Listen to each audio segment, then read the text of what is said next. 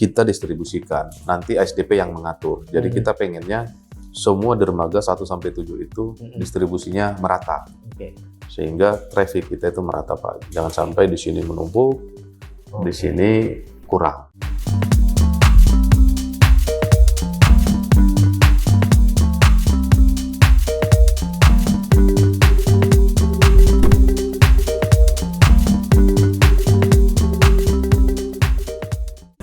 Assalamualaikum warahmatullahi wabarakatuh, Tabikun, Tribuners. Saat ini saya sedang bersama dengan General Manager PT ASDP Indonesia Ferry, Bang Partogi Tamba. Assalamualaikum. Waalaikumsalam, Pak. Partogi, gimana kabarnya hari ini?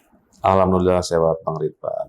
Ini baru selesai rapat koordinasi kayaknya, persiapan mudik juga. Betul, kita habis selesai dari Polda Lampung, langsung bergeser.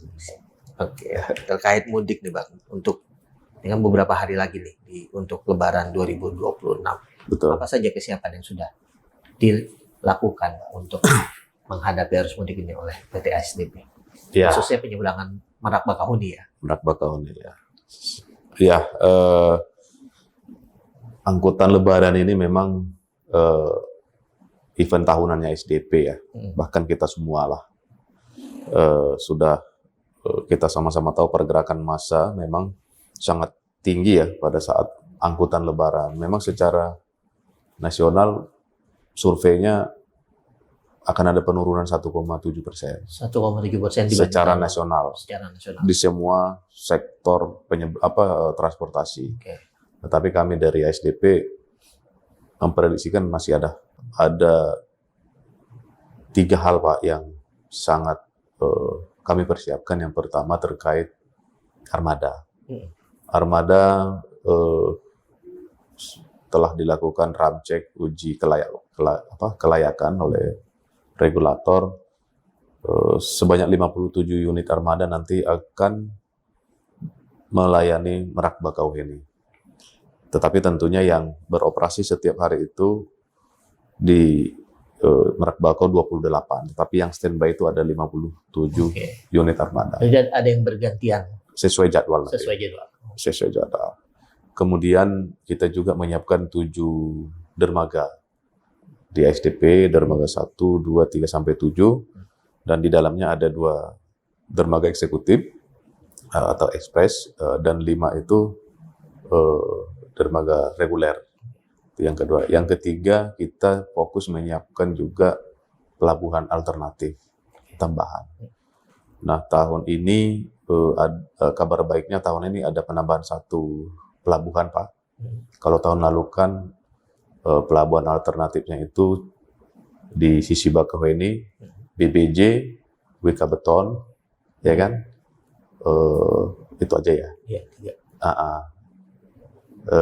BBJ, WK Beton. Nah, sekarang ada SMA, Pak. SMA.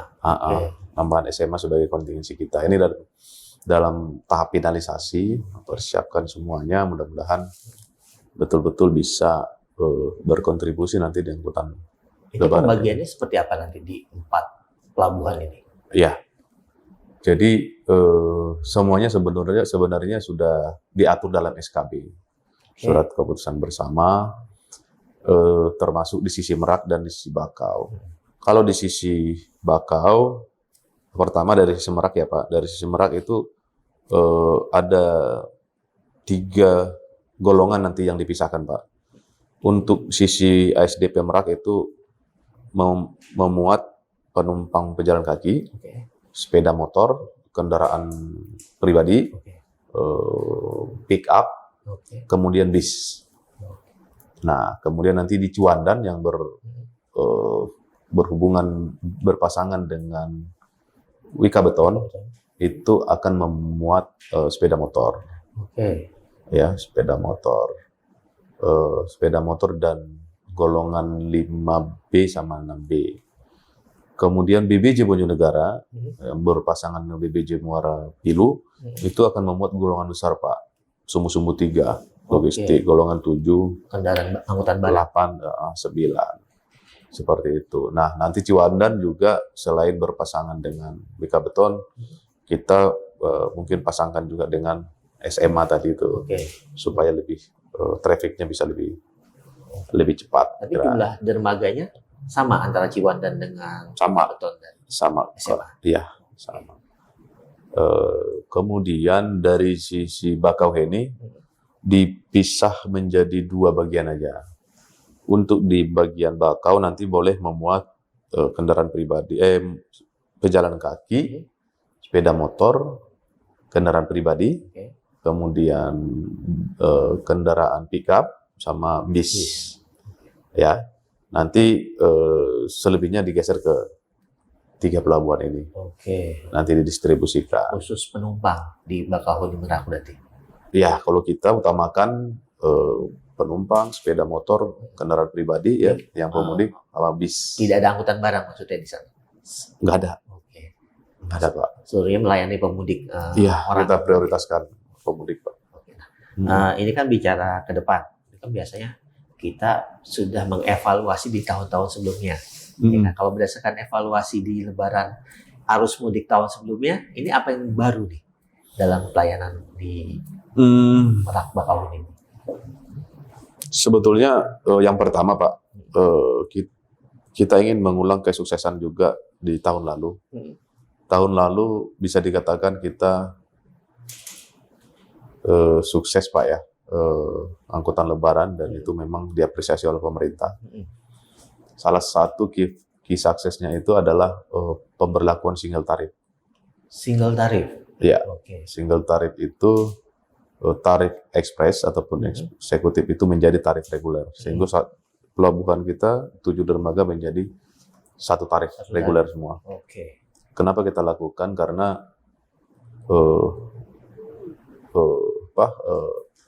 pelabuhan dermaga ekspres itu Pak, itu biasanya didominasi oleh pemudik. Mereka itu lebih prioritas ya, lebih berminat untuk masuk di eksekutif. Oke. Sementara eksekutif kan cuma 2. Kalau dulu 1 Pak. Lalu masih Satu, ya? sekarang 2. Sudah 2. Nah, ini satu yang baru juga nih. Tahun ini 2 eksekutif. Sesuatu yang baru dibanding tahun lalu. Nah, hanya 2 dermaga. Nah, sementara demand-nya sangat tinggi Pak. Sehingga antrian menjadi terkonsentrasi hanya di ekspres. Oke. Sedangkan reguler bisa dikatakan masih mampu sebetulnya untuk menampung. Tapi karena tiketnya sudah di eksekutif, mau nggak mau harus dilayani di eksekutif. Oke. Sementara kan karena terlalu banyak antrian, sehingga panjang. terkesannya tidak bisa diatur dengan baik. Oke. Nah, ini kan kalau masyarakat pemudik ya, atau masyarakat umum kan, kenapa memilih ekspres mungkin karena faktor kecepatan Betul. penyeberangan ya kan. Nah, Betul, untuk layanannya. SOP-nya sendiri nanti apakah akan disamakan semua ketika jadi satu harga itu? Enggak, tetap. Oke. Jadi artinya ini sesuatu yang ini juga ya, ya bonus lah buat pemudik kita. Kualitas layanan, jenis kapal, fasilitasnya tetap akan standar ekspres. Oke. Tetapi nanti masyarakat kita distribusikan, nanti ASDP yang mengatur. Jadi kita pengennya semua dermaga 1-7 itu distribusinya merata. Oke. Sehingga traffic kita itu merata Pak. Jangan sampai di sini menumpuk, di sini kurang. Kalau dari SOP sendiri misalnya waktu bongkar muat sampai waktu penyeberangan itu SOP-nya seperti apa? Ada hitungan menit-menitnya atau jam-jamnya seperti apa gitu? Betul. Di eksekutif itu kan kapalnya lebih cepat ya. Untuk Lebaran nanti kita percepat mungkin sekitar 45 menit lah sudah 45 menit jalan. Oke. Kalau di reguler kan 1 jam ya. Bongkar 1 jam. muat ya? Iya, Oke. 1 jam. Ya syukur-syukur kita percepat lagi nanti Pak. Sehingga memang tetap pemudik itu akan tetap lebih banyak ketarik di eksekutif. Tetapi nanti kita yang, karena tarif sudah satu semua Pak reguler, kita berhak nanti untuk mengatur Pak. Kita berhak. Kalau memang nanti di sini eksekutif ini sudah menumpuk, kita akan distribusikan. Oke. Sehingga tetap semuanya berjalan dengan maksimal, kira-kira begitu. Nah, ini mulai berlaku kapan untuk single tarif ini? Nah, single tarif sebetulnya Pak ada 2 sesi. Sesi arus mudik itu nanti akan berlaku dari sisi Merak. Oke. Single tarif. Dari kita dari Lampung, dari Bakauheni nanti berlaku pada saat arus balik. Harus balik. Oke. Nah, itu nanti akan berlaku dari tanggal 23 sampai 29 Maret. Oke. Nah, ini sesuatu yang berbeda. Kalau tahun lalu itu penerapan single tarif itu hanya 5 hari. Nah, Iya. tahun ini nanti kita tambah menjadi 7 hari. 7 hari. Iya, Pasca Lebaran 7 hari itu berlaku single iya, tarif. dari 23 sampai 29. 23 sampai 29. Sehingga mungkin akan bisa memperlancar lagi, Pak. Jadi tidak Gitu. itu bisa menghindari juga penumpukan di Betul, kantong-kantong parkir di dermaga. betul. Harapannya Ekspres ya. begitu. Oke. Seperti itu. Bicara mudik kan tidak hanya bicara ASDP saja ya kan. Itu kan ada pihak kepolisian, ada dinas perhubungan, banyak stakeholder di situ Siap. termasuk kan apalagi di Lampung ini kan ketika penyeberangan kita berhubungan langsung dengan jalan tol. Betul. Keluar tol langsung ke pelabuhan Bakauheni dan beberapa kali kan terjadi bottleneck di situ, Betul. kepadatan. Nah, ini antisipasinya bersama stakeholder lain seperti apa gitu untuk menghadapi? Ya. Kami ini sekarang untuk saat ini sudah masuk rapat koordinasi lintas sektoral, mungkin sudah tahap akhir, Pak, dari finalisasi semua planning yang akan kita siapkan. Kita sudah mengadakan beberapa kali rapat dengan kepolisian, TNI Polri, Dinas Perhubungan, baik dari di level kabupaten, ya, termasuk juga dengan Kementerian Perhubungan kantor pusat. Jadi memang terkait angkutan lebaran ini memang bukan SDP saja, semua harus benar-benar terlibat dan saling support. Oke. Nah, antara kami pengelola pelabuhan, ya, dan juga sebagai konektornya adalah dari sisi jalan, ya, ya memang harus saling mendukung. Nah, beberapa skenario sudah disiapkan juga. Oke. Nanti akan ada delaying system, ya, pemanfaatan buffer zone ataupun rest area yang ada di tol.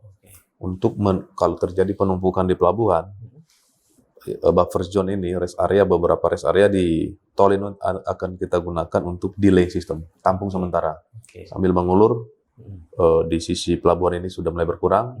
Setelah adanya pengurangan, lalu dilepas lagi. Oke. Nah, di sisi jalan non-tol juga, lintas tengah, kita siapkan juga. Di lintas timur kita siapkan juga. Nah, itu kolaborasi antara kita, TNI Polri, Dinas Perhubungan, dan tentunya pemerintah, ya. Oke. Gitu. Kalau kita melihat kan di dermaga itu kan kita harus masuk dulu ke gate ya. Gate tol itu kan salah satu termasuk bottleneck kan lah. Itu pintu Ketika awal. itu awal masuk itu. Nah, ini apakah nanti kita sudah menghitung, tadi kan sudah dilihat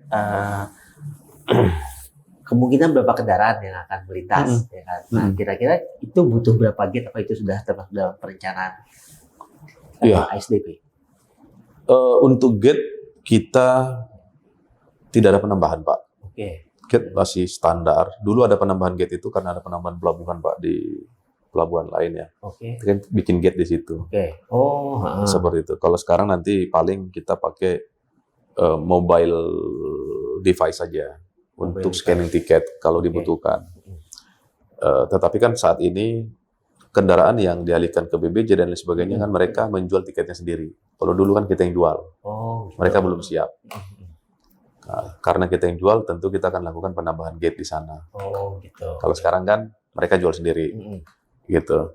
Tapi nanti kalau terlanjur pengguna jasa terlanjur membeli tiketnya di SDP, tetapi dengan situasi yang tidak memungkinkan harus digeser sebagian ke BBJ dan pelabuhan lain, itu tetap diterima. Nanti kita lakukan scanning atau check-in lewat mobile device kita. Nah, gitu. Bicara tiket nih, kan kita sudah mobile semua kan, sudah pesannya online semua. Betul. Nah, dan itu kalau pesan tiket ke penyeberangan itu kan ada batas waktu.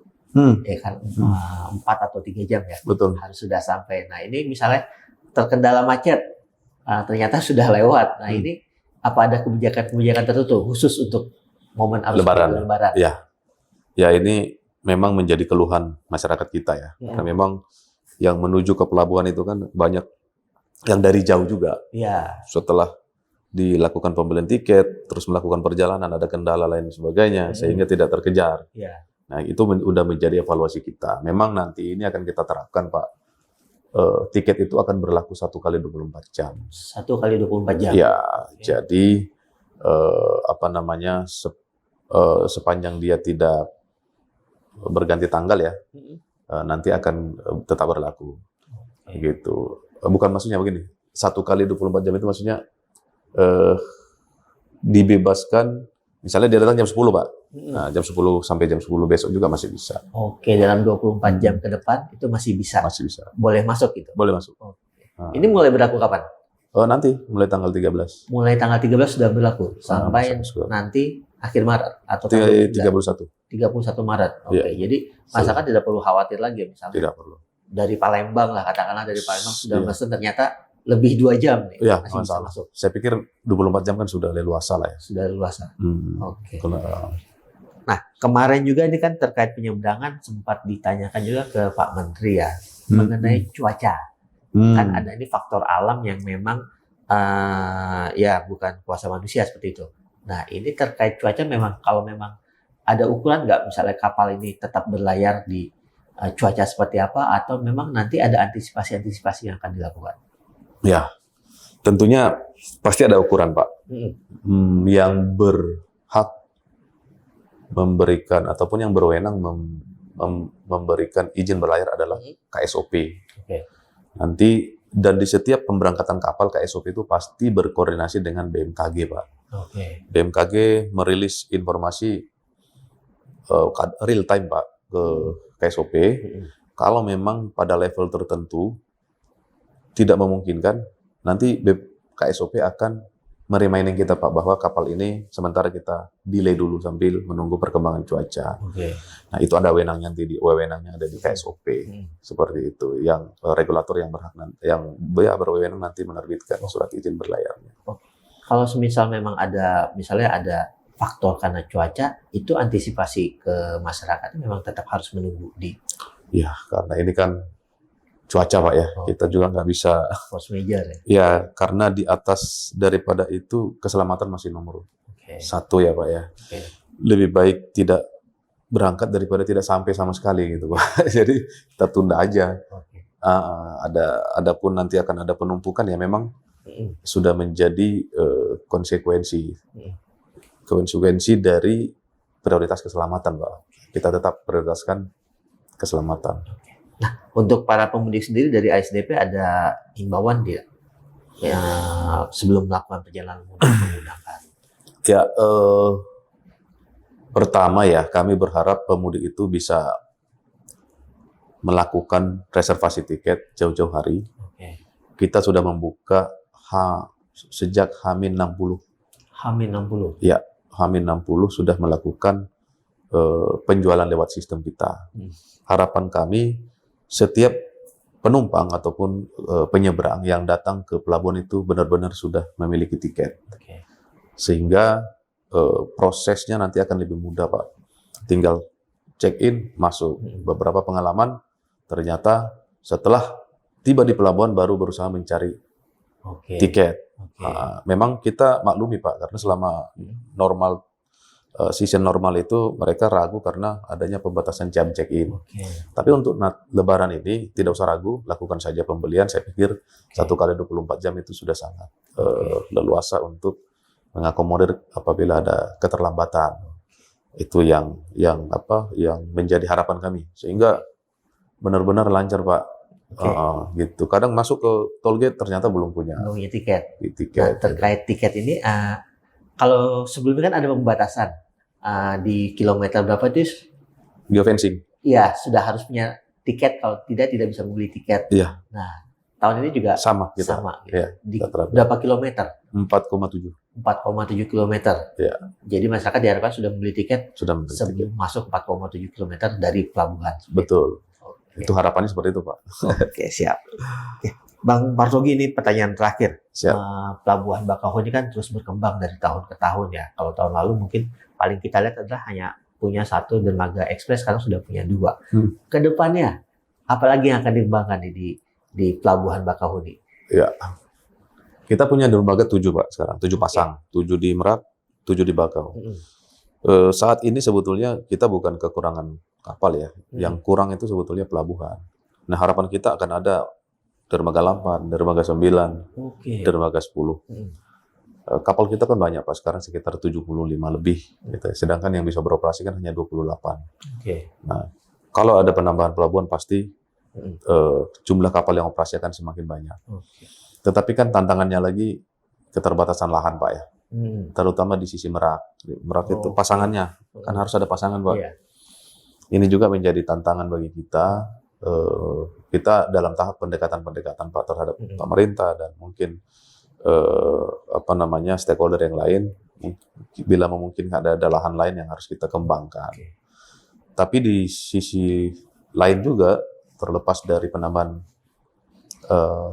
dermaga, kita memikirkan juga LDF Pak, long distance ferry. Long distance ferry. Ya misalnya ya yang menyeberang dari Merak ke Bakauheni kan tidak hanya tujuan Lampung Pak, ada juga mungkin tujuannya Palembang. Oke. Terus ke Jambi, ke Medan. Nah, kenapa kita nggak buka aja dari Jawa langsung ke Oke. Palembang, Dari mengakomodir yang jauh. Atau Jakarta, Bangka, Belitung misalnya. Ini dalam tahap kajian kita Pak. Jadi kita tidak hanya melulu fokus di skema yang penyeberangan jarak pendek saja. Berarti kalau kita melihat tadi dermaga yang kalau bisa ada 8, ada 9, ini intensitas penyeberangan memang selalu meningkat setiap tahun. Pak. Itu terlihat jelas Pak peningkatan itu dari memang tren peningkatan jumlah kendaraan di negara kita kan juga cepat Pak ya. Terus kemudian jumlah penduduk seperti itu dari tahun ke tahun dan selalu cenderung positif peningkatannya. Dan kita harus siap ini. Apalagi Pak kalau tol Trans Sumatera ini sudah nyambung misalnya dari Lampung, Bakauheni sampai ke Aceh Pak. Nah ini tentu trafficnya akan bisa menekan traffic. Meningkat Pak, luar biasa ini. Ini kan baru sampai Palembang aja sudah luar biasa. Sudah ada penambahan. Iya. Kalau sudah nyambung semua, ya kita harus siap. Pelabuhan kita harus siap.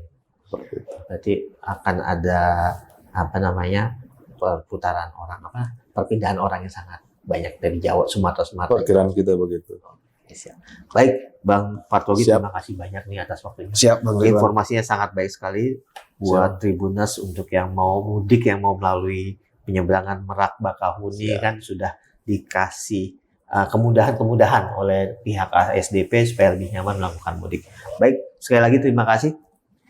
Demikian bincang-bincang kita bersama GM PT ASDP Indonesia Ferry Cabang Bakauheni, Partogi Tamba. Tribuners, sampai jumpa lagi dalam podcast Tribun Lampung berikutnya. Assalamualaikum warahmatullahi wabarakatuh. Waalaikumsalam warahmatullahi wabarakatuh.